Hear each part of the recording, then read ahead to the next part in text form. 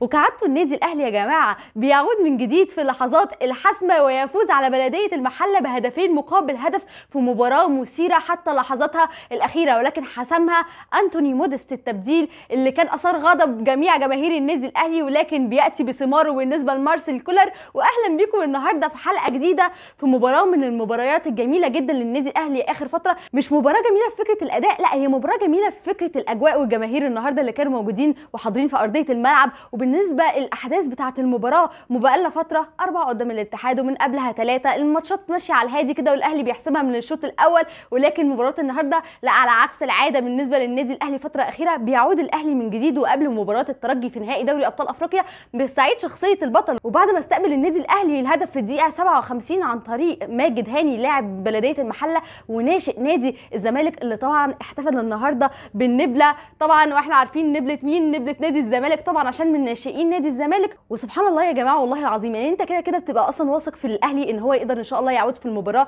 وذا ماستر اوف سسبنس زي ما احنا عارفين بالظبط، ولكن بالذات بعد ما شفت الاحتفال ده شعور غريب بينتابني اول ما بشوف اي حاجه ليها علاقه بالزمالك قصادنا بان احنا نفوز بطريقه غريبه، اللي هو شعور اللي هو الماتش ده بتاعنا، الماتش ده احنا هنكسبه، الماتش ده مش هيخلص على كده. اصل احنا عارفين اللاعب اللي بيحاول يعمل لقطه قدام النادي الاهلي ايا كانت هي عامله ايه، احنا عارفين ده بيجي عليه بايه في الاخر.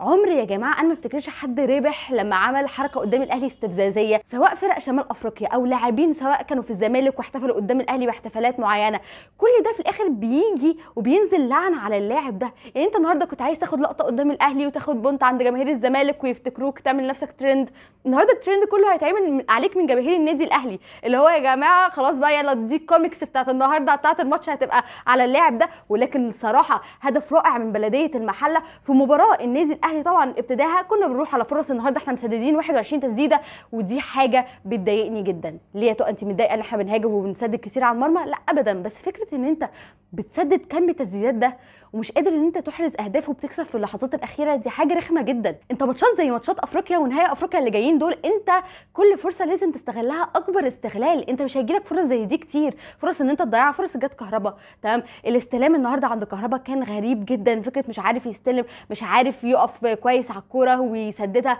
كان حاجه غريبه جدا. وطبعا ابرز الفرص في الشوط الاول هي فرصه بيرسي تاو اللي صدها الحارس ببراعه. طبعا النهارده كان شغال شغل برده شمال افريقيا اللي هو يقع على الارض كتير ويضيع في الوقت والكلام ده كله، لكن الحكم النهارده ادانا 9 دقائق وزودهم بعد كده، بعد حتى ما النادي الاهلي سجل الهدف زودهم علشان كان ضاع كتير من الوقت بدل ضايع في فكره الفار وهدف كهربا اللي هنتكلم عليه قدام بشكل كويس جدا. بندخل الشوط الثاني وبيتسجل فينا الهدف، هدف رائع من بلديه المحله، وزي ما بيكون كده ايه بيفوقوا لعيبه النادي الاهلي من جديد. احنا دايما عارفين بيبقى فيه خمول في لاعبين النادي الاهلي كده، بيستنوا اللحظات الصعبه علشان يقدروا يقدموا حاجه في الملعب، فبيدخل فينا الهدف. طبعا ما يقدرش يعمل لها اي حاجه مصطفى شوبير، وبيدخل الهدف بعد الغاء هدف لامام عاشور طبعا بداعي التسلل. وعايزه اتكلم على حكم الرايه، حكم الرايه النهارده بسم الله ما شاء الله عليه، على فكره رغم هو لغى لنا جونين وشوف ادانا كام تسلل كمان، ولكن رغم كده انا اكن له كل الاحترام النهارده على ادائه في الملعب. يمكن من الحكام القليلين اللي في مصر اللي لفتوا نظري،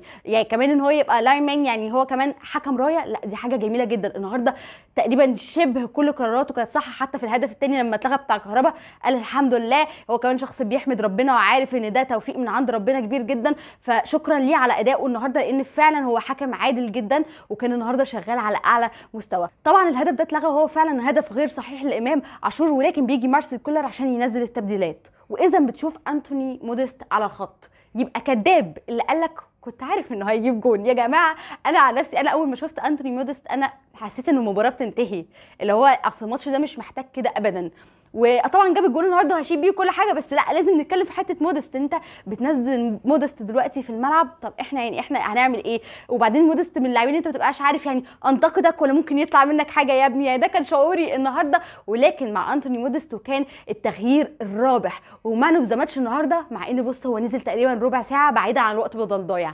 عمر كمال اللي نزل اشعل المباراه، عمر كمال اللي حرك المباراه من جديد وهو مان اوف ذا ماتش، نزل فتره صغيره جدا في المباراه هو اللي جاب الفاول اللي جه منه جون التعادل، اللي هو اصلا اللي جايب جون التعادل هو اللي جاب الفاول. طبعا عرضيه من علي معلول عشان تروح لمحمود متولي وتيجي في العارضه فتترد من جديد لعمر كمال.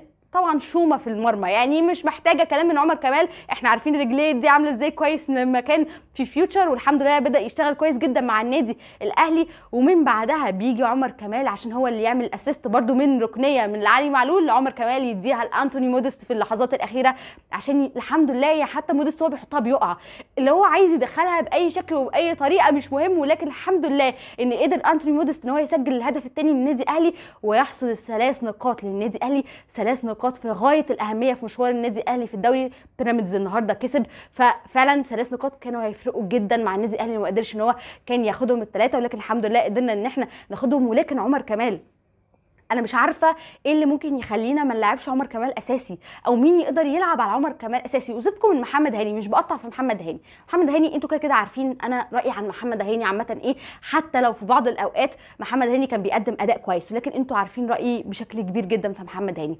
عمر كمال يا جماعه ما يقعدش ليه؟ لان انا بقالي كتير ما شفتش فكره باك رايت بيجيب اجوان وبيعرض. وانا يا جماعه احنا امتى اصلا من امتى كان في باك رايت عندنا بياخد يا جماعه مان اوف ذا ماتش؟ احنا مش عايزين نهزر يعني احنا من ماتش يا ربي البايرن تقريبا في كاس العالم للانديه محمد هاني هو اللي خد عندنا مان اوف ذا ماتش، وكمان هو واقعيا كان لاعب من البايرن، احنا بنتكلم علينا احنا كنادي اهلي.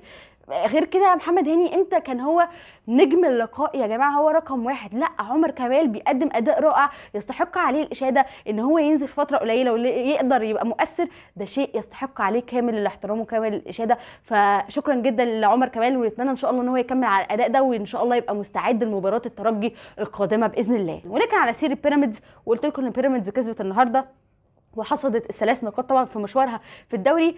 الشيبي لاعب نادي بيراميدز، وطبعا هو رافع قضيه على حسين الشحات عشان القلم اللي حسين الشحات اداهوله اخر مره، فقال حسين الشحات لو ما طلعش في فيديو واعتذر لي انا واهلي، انا الماتش الجاي مش هديله قلم واحد، هديله قلمين، تمام؟ ووقفوني بقى ماتشين وقولوا لي انتوا هتتوقف ماتشين وخلاص.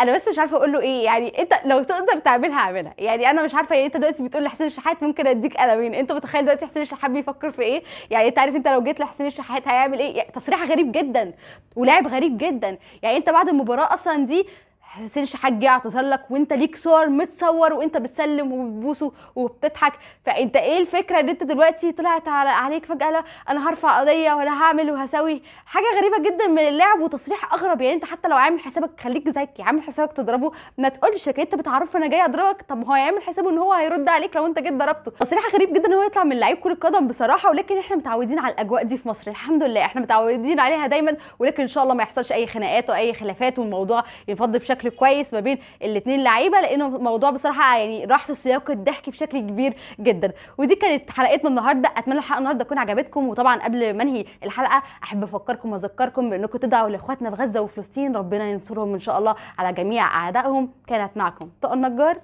مع السلامه.